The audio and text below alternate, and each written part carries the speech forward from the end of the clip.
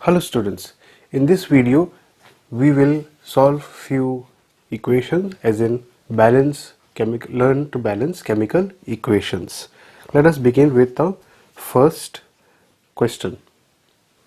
So the first equation the reaction we have is two atoms of hydrogen react with two atoms of chlorine to give us hydrochloric acid, that is HCl. So we will draw a line here, left hand side, right hand side, list down the elements: hydrogen, chlorine, hydrogen, chlorine. Two atoms of hydrogen are present in the reactant side and two atoms of chlorine are present on the reactant side. On the product side, one atom of hydrogen is present and one atom of chlorine is present. So that means for balancing hydrogen we need 2 over here. So what we'll do is multiply hydrogen with 2. So we put it over here 2. Since we want 2 over here, that means we'll have to change it in the product side. We put 2 over here. Now we've got 2 of hydrogen on both sides, but since we have multiplied 2 with this entire compound, chlorine atom also becomes 2 on the product side. So this changes to 2, and now 2 of chlorine on the product side matches 2 of chlorine on the reactant side. Same thing with hydrogen, 2 of hydrogen matches with 2 of hydrogen on the reactant side, and now equation is balanced.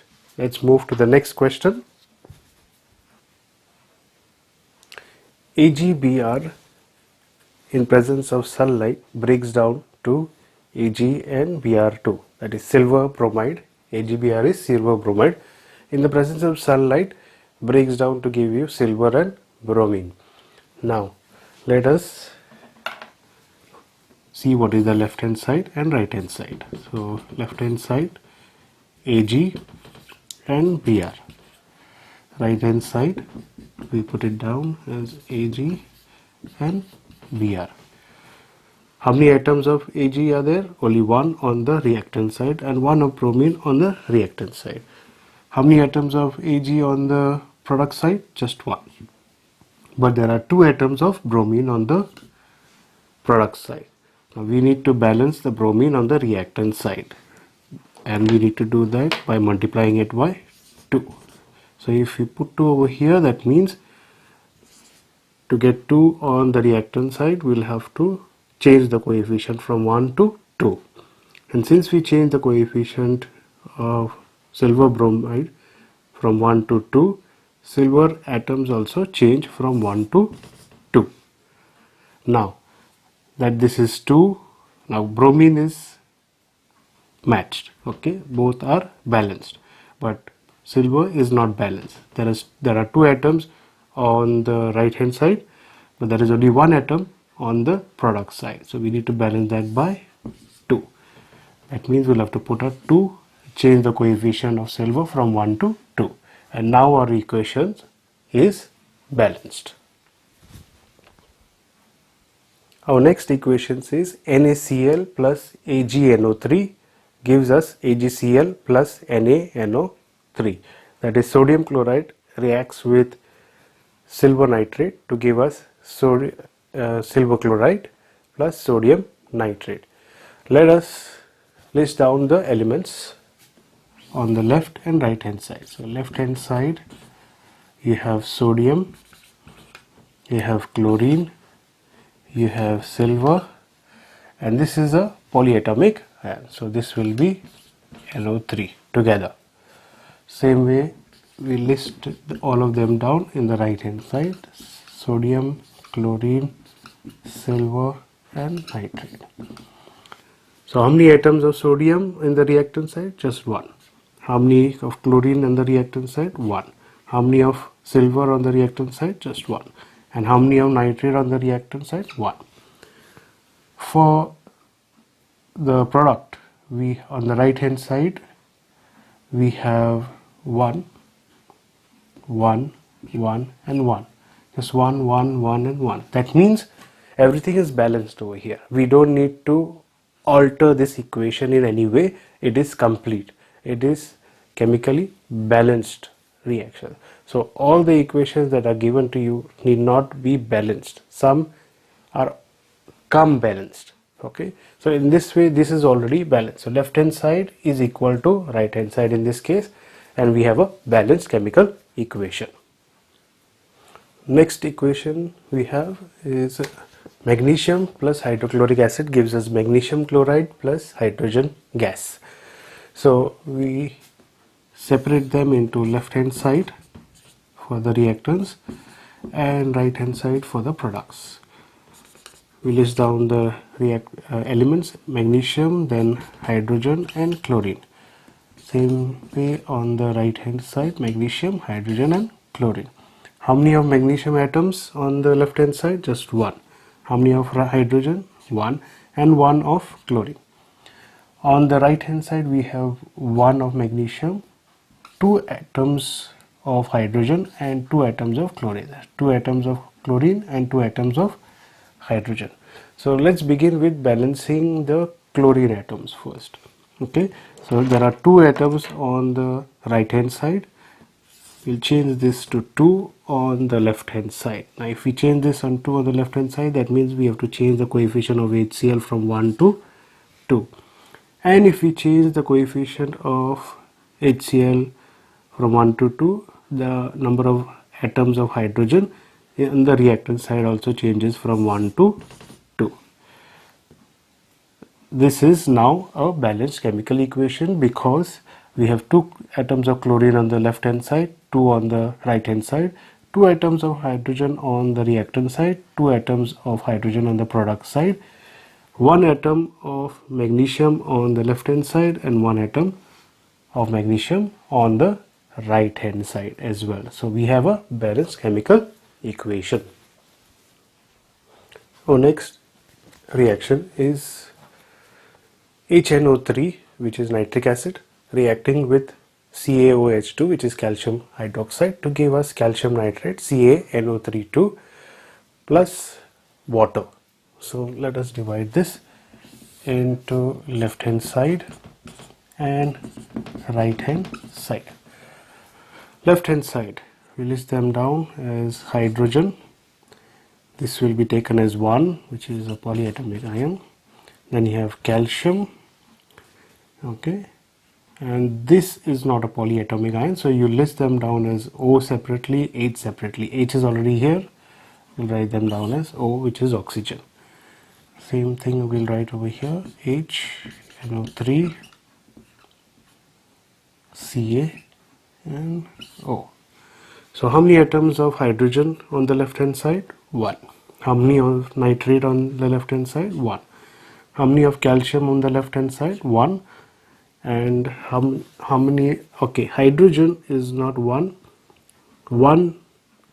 part of the nitric acid, but there are two atoms of hydrogen. This bracket is multiplied into 2. So 2 of hydrogen, that means that makes it to 3. 2 plus 1, 3. And 2 into 1 is 2 atoms of oxygen. Over here you have 1 of calcium, 2 of nitrate, 2 of hydrogen and 1 of oxygen.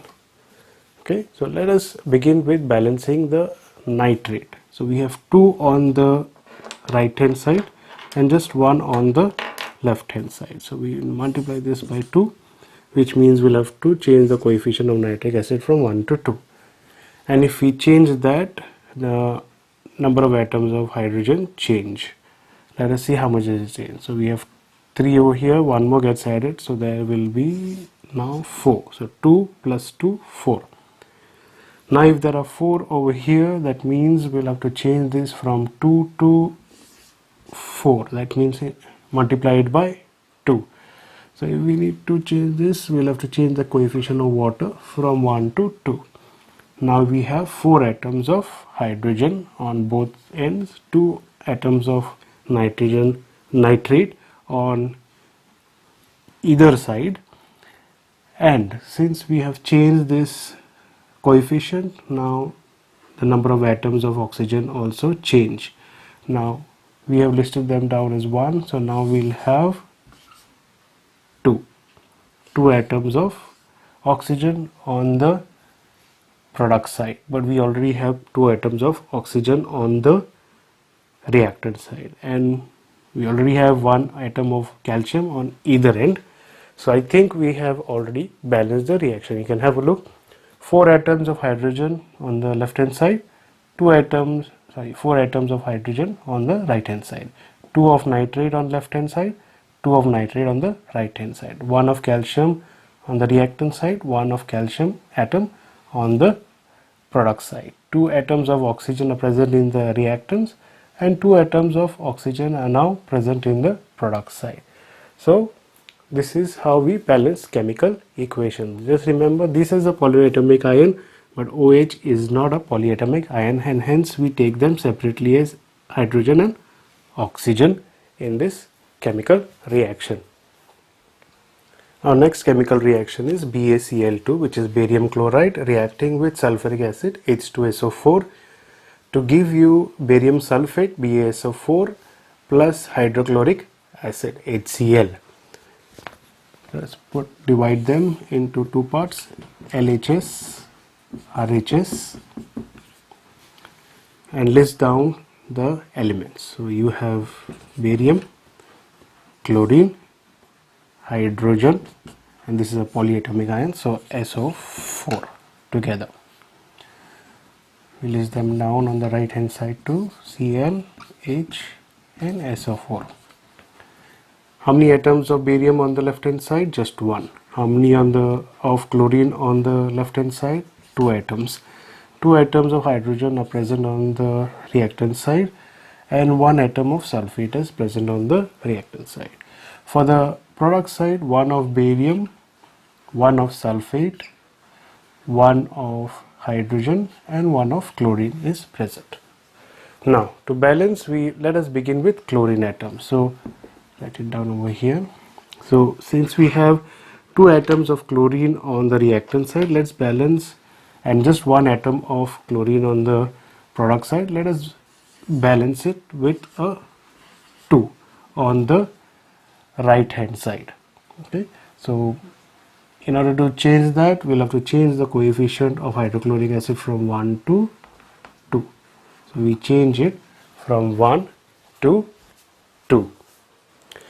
If we change the coefficient of hydrochloric acid from 1 to 2, the number of hydrogen atoms on the product side also changes from 1 to 2. Okay. Now we have 2 atoms of hydrogen on the right hand side and 2 on the left hand side, 2 atoms of chlorine on the right hand side and 2 atoms of chlorine on the left hand side. Sulfate atoms are the same on either ends and barium is also the same on the reactant side as well as product side. Hence we have got a balanced chemical equation. So our next chemical reaction is KBr, that is potassium bromide, reacts with barium iodide BaI2 to give you potassium iodide Ki plus barium bromide, which is BaBr2. Let us balance it the usual way by dividing it into left hand side for the reactants and right hand side for the products. Let's list down the elements first: potassium, bromine, barium and iodine. We have potassium, bromine, barium and iodine. Let's list down the number of atoms on the left hand side. Potassium 1, bromine 1, barium 1, iodine 2 atoms are there. Potassium on the, now let's list down all the atoms on the right hand side. So potassium 1, iodine 1, barium 1, bromine 2. Got it? Now our next step is to balance them. So let's begin by balancing iodine. So there are 2 atoms of iodine on the left hand side, but there is only 1 atom of iodine on the right hand side. So let us balance that with 2. If we do that, we have to change the coefficient of Ki from 1 to 2. And when we change the coefficient of Ki from 1 to 2, that means the number of atoms of potassium increase from 1 to 2 on the reactant side. So this becomes 2. Now to balance the 2 atoms of potassium on the product side, we need to multiply this by 2. So that means the coefficient of KBr also needs to change from 1 to 2. Since we are changing the coefficient of potassium bromide from 1 to 2, the number of atoms of bromine in the reactant side changes from 1 to 2. Got it? Now let us see if it is balanced. 2 atoms of potassium on the left hand side, 2 on the right hand side. 2 atoms of bromine on the left hand side, 2 atoms of bromine on the right hand side. 1 atom of barium on the left hand side, 1 atom of barium on the right hand side. 2 atoms of iodine on the left hand side and 2 atoms of iodine on the right hand side. Thus we get a balanced chemical equation. So we have solved a number of chemical equations, known how to balance the atoms on the reactant side and the product side, and by now we should be able to solve any chemical equations by ourselves by knowing how to balance on the left hand side and right hand side. I hope this video will help you to solve them by yourselves. Thank you for watching. Watch the next few videos. Thank you.